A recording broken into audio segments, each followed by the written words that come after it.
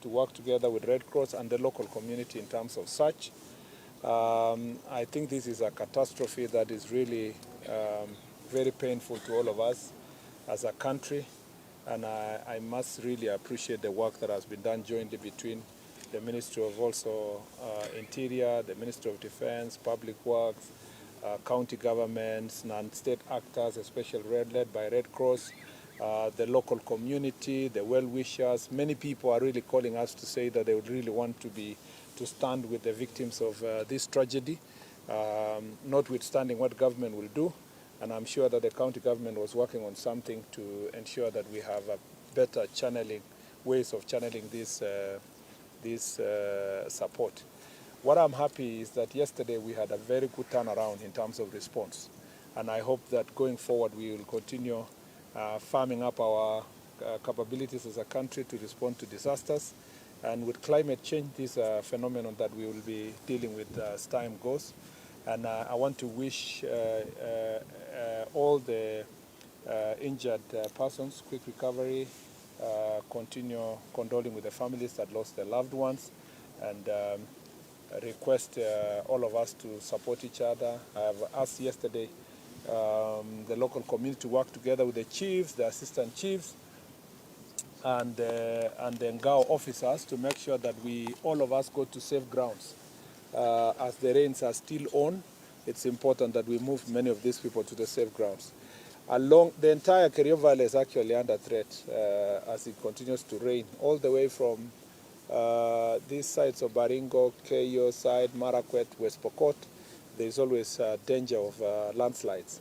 And I think that our Ngao officers, our county commissioners, the regional commissioner is well briefed to make sure that we give out early warning and an alert to everybody to go to safe grounds. And if we work together like this, we'll be able to resolve this issue. Kwa hivyo ningetaka kuwatakia familia ambao wameumia, wamepoteza ndugu zao, tunawafariji, tunawatakia nguvu ya kutoka Mwenyezi Mungu, na wale wenye wameumia tunawaombea wapone haraka, na tunawashukuru madaktari kwa hospitali mbalimbali ambao wamejitokeza kusaidia wale wapone.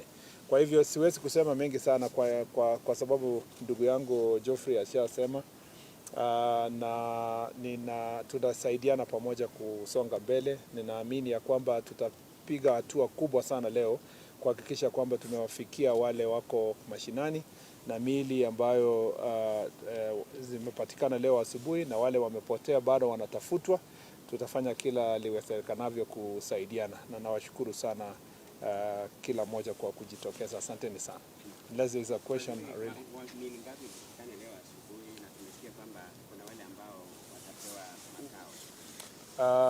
In terms of the bodies, yesterday, I remember I announced yesterday that there are 21 bodies that were found. 21 included the 2 that were found today on the ground. When I went to Embobud yesterday, so I'm a local, so I have an advantage of continued conversation with the people there. So when I went to Embobud yesterday, we could not retrieve one body because of the access between where we were and what we call Mbolod River. The Mbolod River is the one actually that caused more damage down there. So I am sure that there's a conversation with the families to see how best that can be handled. There's a request also at home there by some of the family members to say, if we found our loved ones in the situation they are, they would have wished to bury them. But there's a government protocol for handling, in such disasters, for handling persons who have lost their loved ones. We will be engaging them to make sure that is dealt with. Today, I think the search should be able to lead us to a number of persons who are missing. And in law, you cannot say they are dead until they are established that has happened. So the missing persons will continue being sought. It's very sad, by the way, that some families lost 5, 6, immediate family members. So it's not a very easy thing. I am sure that the team has also updated you that a priority now is psychosocial support, including counseling services that are going to be dealt with. So Since we did yesterday an update, this evening I think we should do another formal update in terms of the search and confirm. But as you know, last night 16 bodies we came with, who came this way. 2 were in Kapsawar, and then the other 2, 1 was still on the ground, and these other 2 that have now been finally confirmed. So we were still working with the 21 for now until we do another update later. Is it possible to move these people from this area? It's not easy. Let me speak to you now as a resident. You see, the biggest problem with this issue is deforestation, the problem of landlessness. Remember that when we moved people from Embobut, again I was in the task force that we worked on that issue, we moved them below the road. Some part of the below the road was still in the forest, but it was a compromised position for the time being, so that you can find a better settlement.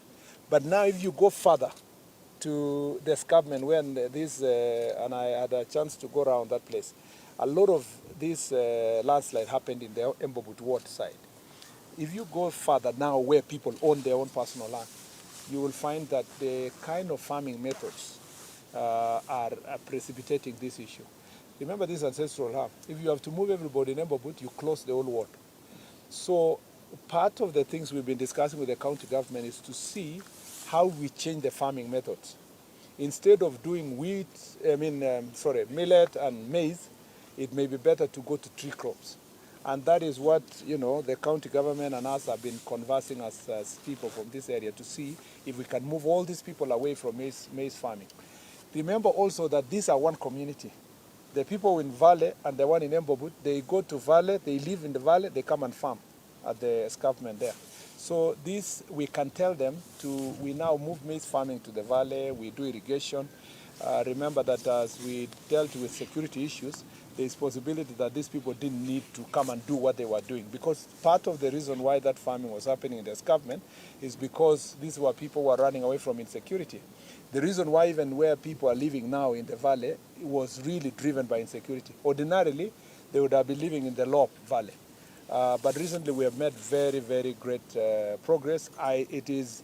For me, it is going to be possible to ensure that the farming methods up there, we can change to trees, tree crops, and all that kind of things to make sure that we protect the environment. And we'll work together with the relevant ministries to deal with this. There are a number of long-term issues that are necessary. And with climate change, you have also to do climate resilient infrastructure, which is the challenge in these escarpments.